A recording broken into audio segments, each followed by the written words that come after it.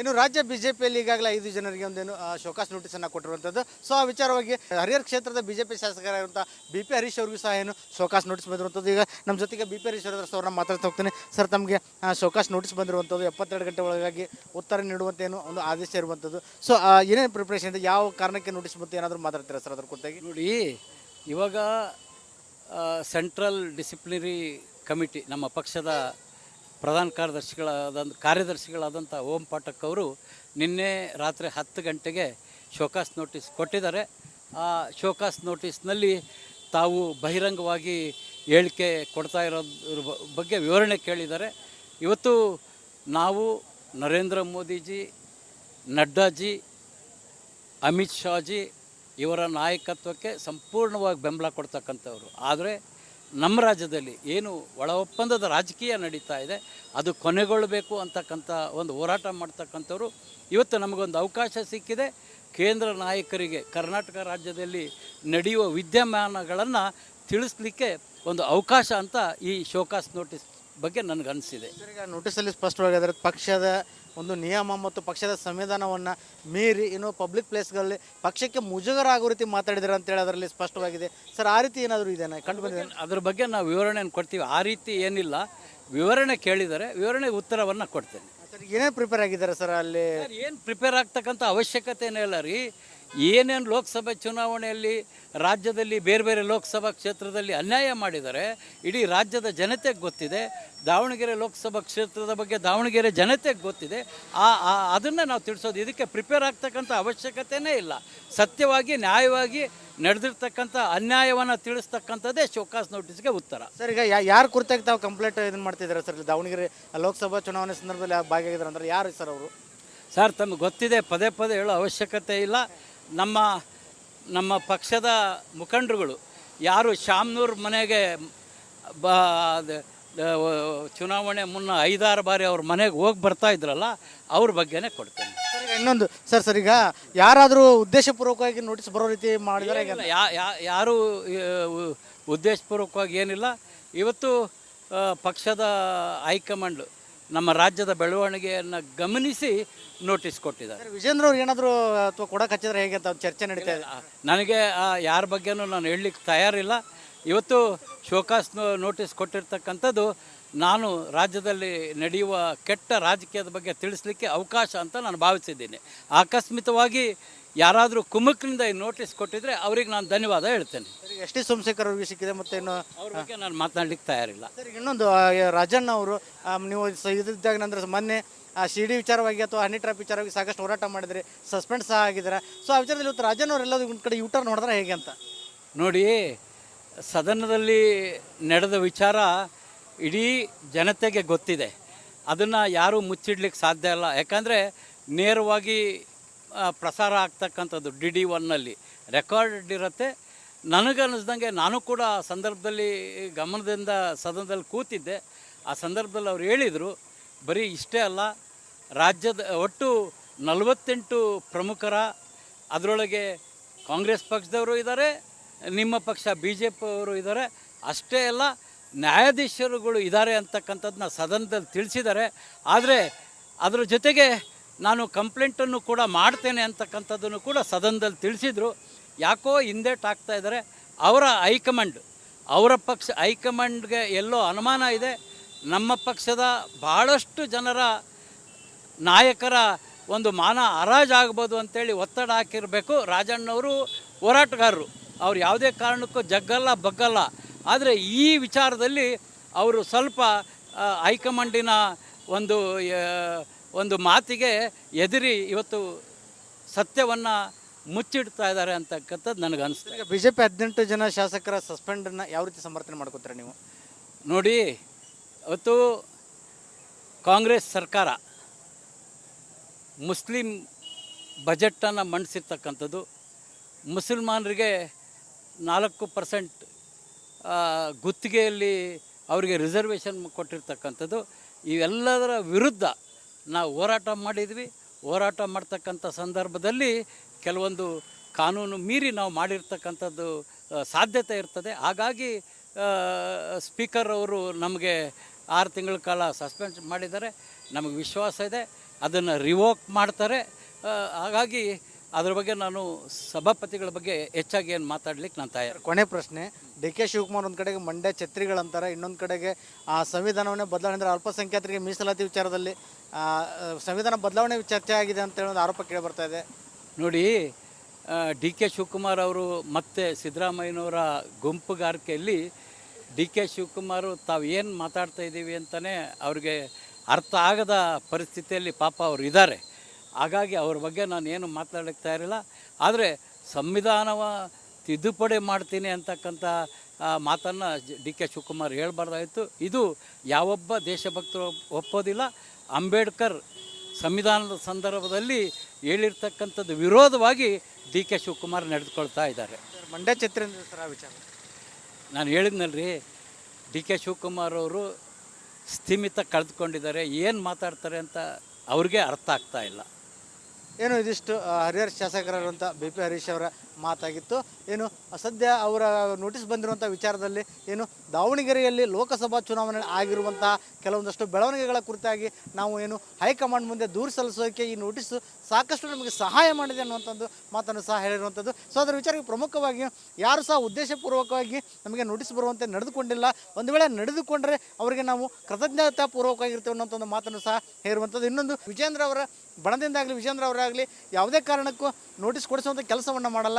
Notice ಕೊಡಿಸಿದರೆ ಒಂದು ವೇಳೆ ಅವರೇಗೇನು ಸಾಕಷ್ಟು ತಪ್ಪುಗಾರಿಕೆಯಲ್ಲಿ ಸಿಗ್ತಾರೆ ಅನ್ನೋ ಉದ್ದೇಶದಿಂದ ಅವ್ರು ಯಾವತ್ತೂ ಕೊಡಿಸಲ್ಲ ಅನ್ನೋಂಥ ಒಂದು ಮಾತನ್ನು ಸಹ ಹೇರುವಂಥದ್ದು. ಅದರ ಜೊತೆಗೆ ಏನು ಸಸ್ಪೆಂಡನ್ನು ರಿವೋಕ್ ಮಾಡುವಂಥ ಮಾಡ್ತಾರೆ ಅನ್ನುವಂಥ ಒಂದು ಭರವಸೆ ಸಹ, ಅಂದರೆ ಮೊನ್ನೆ 12 ಜನ ಶಾಸಕರಲ್ಲಿ ಇವರು ಸಹ ಒಬ್ಬರು ಸಸ್ಪೆಂಡ್ ಆಗಿರುವಂಥದ್ದು. ಸೊ ಏನು ಸ್ಪೀಕರ್ ಸಸ್ಪೆಂಡನ್ನು ರಿವೋಕ್ ಮಾಡ್ಕೋತಾರೆ ಅನ್ನುವಂಥ ಒಂದು ಭರವಸೆಯನ್ನು ವ್ಯಕ್ತಪಡಿಸಿದರು. ಇದೇ ವೇಳೆಯಲ್ಲಿ ಏನು ಡಿ ಕೆ ಶಿವಕುಮಾರ್ ಅವರ ಇತ್ತೀಚಿನ ಹೇಳಿಕೆಗಳು ಮತ್ತು ಅವರ ನಡವಳಿಕೆ ಕುರಿತಾಗಿ ಏನು ಸಾಕಷ್ಟು ಆಕ್ರೋಶವನ್ನು ಸಹ ಹೊರಗೆ ಹಾಕಿರುವಂಥದ್ದು. ಕ್ಯಾಮ್ರಾ ಪರ್ಸನ್ ಶಿವರಾಜ್ ವಿಗರ್ ಜೊತೆ ವಿಠಲ್ ಕಾರವಾಡ, ರಿಪಬ್ಲಿಕ್ ಕನ್ನಡ, ದಾವಣಗೆರೆ. ಇನ್ನು ರಾಜ್ಯ ಬಿಜೆಪಿಯಲ್ಲಿ ಈಗಾಗಲೇ 5 ಜನರಿಗೆ ಒಂದೇನು ಶೋಕಾಸ್ ನೋಟಿಸನ್ನು ಕೊಟ್ಟಿರುವಂಥದ್ದು. ಸೊ ಆ ವಿಚಾರವಾಗಿ ಹರಿಹರ ಕ್ಷೇತ್ರದ ಬಿಜೆಪಿ ಶಾಸಕರಾಗಿರುವಂಥ ಬಿ ಪಿ ಹರೀಶ್ ಅವ್ರಿಗೂ ಸಹ ಏನು ಶೋಕಾಸ್ ನೋಟಿಸ್ ಬಂದಿರುವಂಥದ್ದು. ಈಗ ನಮ್ಮ ಜೊತೆಗೆ ಬಿ ಪಿ ಹರೀಶ್ ಅವ್ರನ್ನ ಮಾತಾಡ್ತಾ ಹೋಗ್ತೀನಿ. ಸರ್, ತಮಗೆ ಶೋಕಾಸ್ ನೋಟಿಸ್ ಬಂದಿರುವಂಥದ್ದು, 72 ಗಂಟೆ ಒಳಗಾಗಿ ಉತ್ತರ ನೀಡುವಂತೆ ಏನು ಒಂದು ಆದೇಶ ಇರುವಂಥದ್ದು. ಸೊ ಏನೇನು ಪ್ರಿಪ್ರೇಷನ್ ಇದೆ, ಯಾವ ಕಾರಣಕ್ಕೆ ನೋಟಿಸ್ ಬಂತು, ಏನಾದರೂ ಮಾತಾಡ್ತೀರಾ ಸರ್ ಅದ್ರ ಕುರಿತಾಗಿ? ನೋಡಿ, ಇವಾಗ ಸೆಂಟ್ರಲ್ ಡಿಸಿಪ್ಲಿನರಿ ಕಮಿಟಿ ನಮ್ಮ ಪಕ್ಷದ ಪ್ರಧಾನ ಕಾರ್ಯದರ್ಶಿಗಳಾದಂಥ ಓಂ ಪಾಠಕ್ ಅವರು ನಿನ್ನೆ ರಾತ್ರಿ 10 ಗಂಟೆಗೆ ಶೋಕಾಸ್ ನೋಟಿಸ್ ಕೊಟ್ಟಿದ್ದಾರೆ.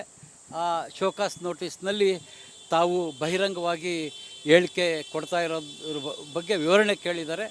ಇವತ್ತು ನಾವು ನರೇಂದ್ರ ಮೋದಿಜಿ, ನಡ್ಡಾಜಿ, ಅಮಿತ್ ಶಾಜಿ ಇವರ ನಾಯಕತ್ವಕ್ಕೆ ಸಂಪೂರ್ಣವಾಗಿ ಬೆಂಬಲ ಕೊಡ್ತಕ್ಕಂಥವ್ರು. ಆದರೆ ನಮ್ಮ ರಾಜ್ಯದಲ್ಲಿ ಏನು ಒಳ ಒಪ್ಪಂದದ ರಾಜಕೀಯ ನಡೀತಾ ಇದೆ ಅದು ಕೊನೆಗೊಳ್ಳಬೇಕು ಅಂತಕ್ಕಂಥ ಒಂದು ಹೋರಾಟ ಮಾಡ್ತಕ್ಕಂಥವ್ರು. ಇವತ್ತು ನಮಗೊಂದು ಅವಕಾಶ ಸಿಕ್ಕಿದೆ. ಕೇಂದ್ರ ನಾಯಕರಿಗೆ ಕರ್ನಾಟಕ ರಾಜ್ಯದಲ್ಲಿ ನಡೆಯುವ ವಿದ್ಯಮಾನಗಳನ್ನು ತಿಳಿಸ್ಲಿಕ್ಕೆ ಒಂದು ಅವಕಾಶ ಅಂತ ಈ ಶೋಕಾಸ್ ನೋಟಿಸ್ ಬಗ್ಗೆ ನನಗನ್ನಿಸಿದೆ. ಈಗ ನೋಟಿಸಲ್ಲಿ ಸ್ಪಷ್ಟವಾಗಿ ಅದರ ಪಕ್ಷದ ಒಂದು ನಿಯಮ ಮತ್ತು ಪಕ್ಷದ ಸಂವಿಧಾನವನ್ನು ಮೀರಿ ಏನು ಪಬ್ಲಿಕ್ ಪ್ಲೇಸ್ಗಳಲ್ಲಿ ಪಕ್ಷಕ್ಕೆ ಮುಜುಗರ ಆಗೋ ರೀತಿ ಮಾತಾಡಿದ್ದಾರೆ ಅಂತೇಳಿ ಅದರಲ್ಲಿ ಸ್ಪಷ್ಟವಾಗಿದೆ. ಸರ್, ಆ ರೀತಿ ಏನಾದರೂ ಇದೆಯಾ ಕಂಡು ಬಂದಿದೆ? ಅದ್ರ ಬಗ್ಗೆ ನಾವು ವಿವರಣೆಯನ್ನು ಕೊಡ್ತೀವಿ. ಆ ರೀತಿ ಏನಿಲ್ಲ, ವಿವರಣೆ ಕೇಳಿದರೆ ವಿವರಣೆಗೆ ಉತ್ತರವನ್ನು ಕೊಡ್ತೇನೆ. ಸರ್, ಏನೇನು ಪ್ರಿಪೇರ್ ಆಗಿದ್ದಾರೆ ಸರ್ ಅಲ್ಲಿ? ಏನು ಪ್ರಿಪೇರ್ ಆಗ್ತಕ್ಕಂಥ ಅವಶ್ಯಕತೆನೇ ಇಲ್ಲ ರೀ. ಏನೇನು ಲೋಕಸಭೆ ಚುನಾವಣೆಯಲ್ಲಿ ರಾಜ್ಯದಲ್ಲಿ ಬೇರೆ ಬೇರೆ ಲೋಕಸಭಾ ಕ್ಷೇತ್ರದಲ್ಲಿ ಅನ್ಯಾಯ ಮಾಡಿದ್ದಾರೆ ಇಡೀ ರಾಜ್ಯದ ಜನತೆಗೆ ಗೊತ್ತಿದೆ. ದಾವಣಗೆರೆ ಲೋಕಸಭಾ ಕ್ಷೇತ್ರದ ಬಗ್ಗೆ ದಾವಣಗೆರೆ ಜನತೆಗೆ ಗೊತ್ತಿದೆ. ಅದನ್ನು ನಾವು ತಿಳಿಸೋದು. ಇದಕ್ಕೆ ಪ್ರಿಪೇರ್ ಆಗ್ತಕ್ಕಂಥ ಅವಶ್ಯಕತೆಯೇ ಇಲ್ಲ. ಸತ್ಯವಾಗಿ ನ್ಯಾಯವಾಗಿ ನಡೆದಿರ್ತಕ್ಕಂಥ ಅನ್ಯಾಯವನ್ನು ತಿಳಿಸ್ತಕ್ಕಂಥದ್ದೇ ಶೋಕಾಸ್ ನೋಟಿಸ್ಗೆ ಉತ್ತರ. ಸರ್, ಈಗ ಯಾರು ಕುರಿತಾಗಿ ತಾವು ಕಂಪ್ಲೇಂಟ್ ಇದನ್ನು ಮಾಡ್ತಿದ್ದಾರೆ ಸರ್? ದಾವಣಗೆರೆ ಲೋಕಸಭಾ ಚುನಾವಣೆ ಸಂದರ್ಭದಲ್ಲಿ ಭಾಗಿಯಾಗಿದ್ದಾರೆ ಅಂದ್ರೆ ಯಾರು ಸರ್ ಅವರು? ಸರ್, ತಮಗೆ ಗೊತ್ತಿದೆ, ಪದೇ ಪದೇ ಹೇಳೋ ಅವಶ್ಯಕತೆ ಇಲ್ಲ. ನಮ್ಮ ಪಕ್ಷದ ಮುಖಂಡರುಗಳು ಯಾರು ಶಾಮ್ನೂರ್ ಮನೆಗೆ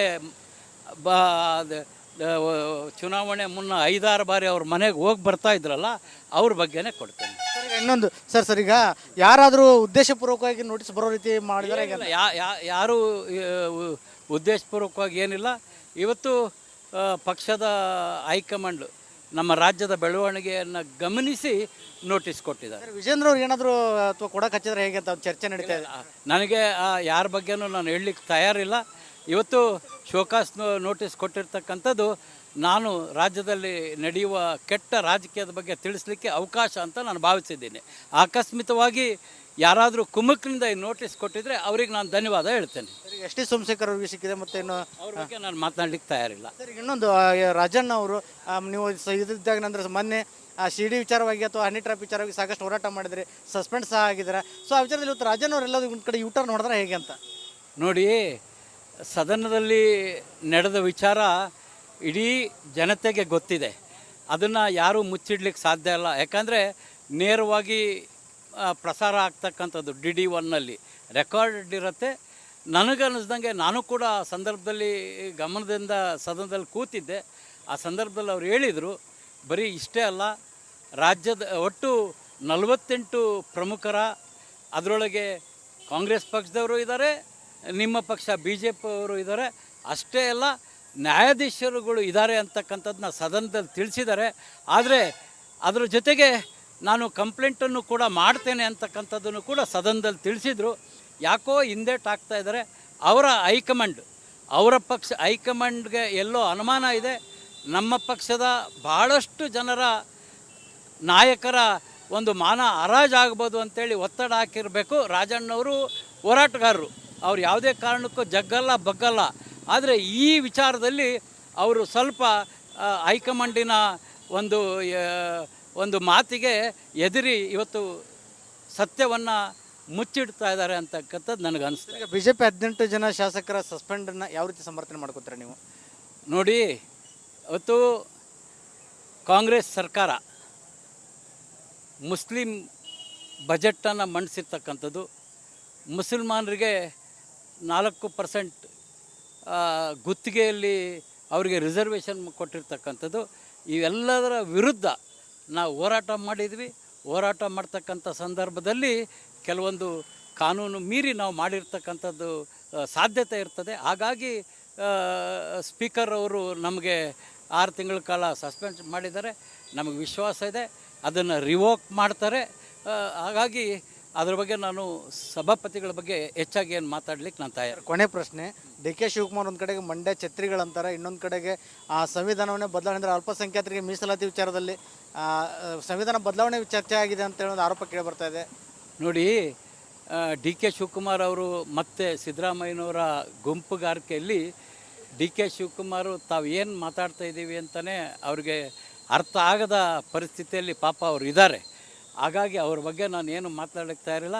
ಆದರೆ ಸಂವಿಧಾನವ ತಿದ್ದುಪಡಿ ಮಾಡ್ತೀನಿ ಅಂತಕ್ಕಂಥ ಮಾತನ್ನು DK ಶಿವಕುಮಾರ್ ಹೇಳಬಾರ್ದಾಯಿತು. ಇದು ಯಾವೊಬ್ಬ ದೇಶಭಕ್ತರು ಒಪ್ಪೋದಿಲ್ಲ. ಅಂಬೇಡ್ಕರ್ ಸಂವಿಧಾನದ ಸಂದರ್ಭದಲ್ಲಿ ಹೇಳಿರ್ತಕ್ಕಂಥದ್ದು ವಿರೋಧವಾಗಿ DK ಶಿವಕುಮಾರ್ ನಡೆದುಕೊಳ್ತಾ ಇದ್ದಾರೆ.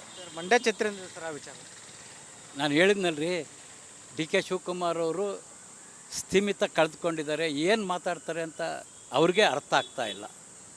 ಏನು ಇದಿಷ್ಟು ಹರಿಹರ ಶಾಸಕರಾದಂಥ BP ಹರೀಶ್ ಅವರ ಮಾತಾಗಿತ್ತು. ಏನು ಸದ್ಯ ಅವರ ನೋಟಿಸ್ ಬಂದಿರುವಂಥ ವಿಚಾರದಲ್ಲಿ ಏನು ದಾವಣಗೆರೆಯಲ್ಲಿ ಲೋಕಸಭಾ ಚುನಾವಣೆ ಆಗಿರುವಂತಹ ಕೆಲವೊಂದಷ್ಟು ಬೆಳವಣಿಗೆಗಳ ಕುರಿತಾಗಿ ನಾವು ಏನು ಹೈಕಮಾಂಡ್ ಮುಂದೆ ದೂರು ಸಲ್ಲಿಸೋಕೆ ಈ ನೋಟಿಸು ಸಾಕಷ್ಟು ನಮಗೆ ಸಹಾಯ ಮಾಡಿದೆ ಅನ್ನುವಂಥದ್ದು ಮಾತನ್ನು ಸಹ ಹೇಳಿರುವಂಥದ್ದು. ಸೊ ಅದರ ವಿಚಾರಕ್ಕೆ ಪ್ರಮುಖವಾಗಿ ಯಾರು ಸಹ ಉದ್ದೇಶಪೂರ್ವಕವಾಗಿ ನಮಗೆ ನೋಟಿಸ್ ಬರುವಂತೆ ನಡೆದುಕೊಂಡಿಲ್ಲ. ಒಂದು ವೇಳೆ ನಡೆದುಕೊಂಡ್ರೆ ಅವರಿಗೆ ನಾವು ಕೃತಜ್ಞತಾಪೂರ್ವಕವಾಗಿರ್ತೇವೆ ಅನ್ನೋಂಥ ಒಂದು ಮಾತನ್ನು ಸಹ ಹೇಳಿರುವಂಥದ್ದು. ಇನ್ನೊಂದು, ವಿಜೇಂದ್ರ ಅವರ ಬಣದಿಂದಾಗಲಿ ವಿಜೇಂದ್ರ ಅವರಾಗಲಿ ಯಾವುದೇ ಕಾರಣಕ್ಕೂ ನೋಟಿಸ್ ಕೊಡಿಸುವಂಥ ಕೆಲಸವನ್ನು ಮಾಡಲ್ಲ. ನೋಟಿಸ್ ಕೊಡಿಸಿದರೆ ಒಂದು ವೇಳೆ ಅವರೇಗೇನು ಸಾಕಷ್ಟು ತಪ್ಪುಗಾರಿಕೆಯಲ್ಲಿ ಸಿಗ್ತಾರೆ ಅನ್ನೋ ಉದ್ದೇಶದಿಂದ ಅವ್ರು ಯಾವತ್ತೂ ಕೊಡಿಸಲ್ಲ ಅನ್ನೋಂಥ ಒಂದು ಮಾತನ್ನು ಸಹ ಹೇರುವಂಥದ್ದು. ಅದರ ಜೊತೆಗೆ ಏನು ಸಸ್ಪೆಂಡನ್ನು ರಿವೋಕ್ ಮಾಡುವಂಥ ಮಾಡ್ತಾರೆ ಅನ್ನುವಂಥ ಒಂದು ಭರವಸೆ ಸಹ, ಅಂದರೆ ಮೊನ್ನೆ 12 ಜನ ಶಾಸಕರಲ್ಲಿ ಇವರು ಸಹ ಒಬ್ಬರು ಸಸ್ಪೆಂಡ್ ಆಗಿರುವಂಥದ್ದು. ಸೊ ಏನು ಸ್ಪೀಕರ್ ಸಸ್ಪೆಂಡನ್ನು ರಿವೋಕ್ ಮಾಡ್ಕೋತಾರೆ ಅನ್ನೋಂಥ ಒಂದು ಭರವಸೆಯನ್ನು ವ್ಯಕ್ತಪಡಿಸಿದರು. ಇದೇ ವೇಳೆಯಲ್ಲಿ ಏನು DK ಶಿವಕುಮಾರ್ ಅವರ ಇತ್ತೀಚಿನ ಹೇಳಿಕೆಗಳು ಮತ್ತು ಅವರ ನಡವಳಿಕೆ ಕುರಿತಾಗಿ ಏನು ಸಾಕಷ್ಟು ಆಕ್ರೋಶವನ್ನು ಸಹ ಹೊರಗೆ ಹಾಕಿರುವಂಥದ್ದು. ಕ್ಯಾಮ್ರಾ ಪರ್ಸನ್ ಶಿವರಾಜ್ ಜೊತೆ ವಿಠಲ್ ಕಾರವಾಡ, ರಿಪಬ್ಲಿಕ್ ಕನ್ನಡ, ದಾವಣಗೆರೆ.